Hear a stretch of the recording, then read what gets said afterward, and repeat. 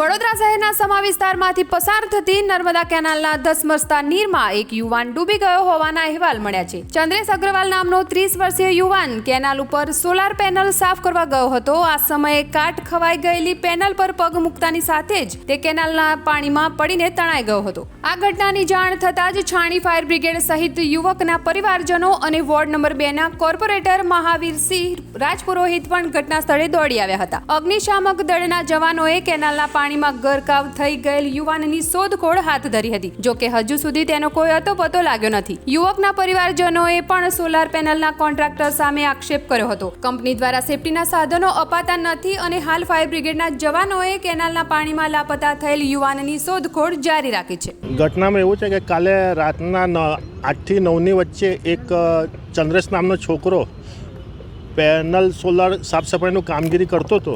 જે કામગીરી વખતે અંદર પડી ગયેલો છે અને ત્યારથી લાપતા છે, તો એની શોધખોળ ચાલે છે। કેટલા કલાકથી આપણી કામગીરી ચાલે છે? કેટલી ટીમો તૈનાત કરવામાં આવી? કાલે ફાયર બ્રિગેડને કોલ મળતા ટીમ રવાના થઈ ગઈ હતી અને ત્યારથી અત્યાર સુધી કામગીરી ચાલુ છે કન્ટિન્યુઅસ।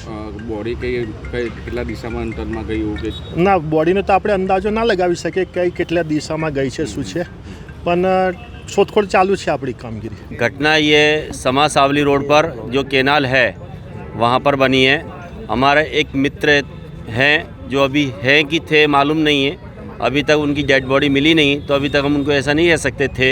लेकिन हमारे मित्र हैं चंद्रेश उप बंटी, जो भाई यहाँ पिछले 5-7 साल से यहाँ पर काम करते थे और उनका काम था कि ये पैनल धोने का, जो पैनल है उनको साफ़ करने का।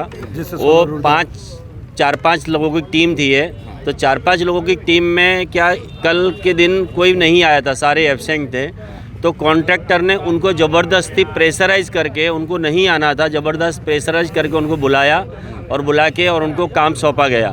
अब काम सौंपा गया तो उसमें कोई भी, पहली बात तो कोई भी उनकी मतलब रक्षा की उसमें सिक्योरिटी नहीं थी, ना लाइफ जैकेट थी, ना भाई को तरना आता था, ना बोटिंग थी, कुछ भी कोई इसमें रक्षा की सिक्योरिटी नहीं थी।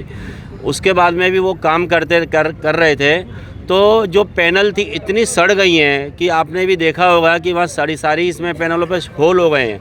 तो इतनी सड़ी हुई पैनलों के ऊपर जब बंदे को काम लगाओगे तो एक्सीडेंट तो होना ही है। तो उसकी वजह से बंदा सीधा ही सीधा केनाल के अंदर चला गया। अब केनाल के अंदर चला गया, पिछले ये 8:30 रात को 8:30-9 बजे की बात है और अब 12 बज गए, लेकिन अभी तक उसका कोई अता पता नहीं है। तो ये तंत्र की निष्काळजी है कि तंत्र बहुत स्लो गति से, एकदम कछुए की गति से काम कर रहा है, जबकि हकीकत में इस तरह की कोई घटना घटी होती है, अगर कोई बड़ा घर का बच्चा होता तो तंत्र 1-2 घंटे के अंदर ही उसकी डेड बॉडी अभी तक तो साथ में आ जाती है, या जो जिंदा है कि मुर्दा है वो मालूम पड़ गया होता। लेकिन आज 15 घंटे के बाद में भी अभी तक उसका कोई अता पता नहीं है और तंत्र एकदम कछुए की गति से काम कर रहा है। ना एक भी गोताखोर दिए हुए हैं, एक भी, और 1 या 2 बोट काम कर रही है। इतनी लंबी कैनाल है 20-22 किलोमीटर की, तो उसके अंदर से इस तरह का काम होना यानी बड़ी प्रॉब्लम वाली बात है। हमारी मांग है कि पहली बार तो बच्चे की डेड बॉडी, या जिंदा है या मुर्दा है, उसकी डेड बॉडी मिलनी चाहिए या उसका जीते जी हाजिर होना चाहिए।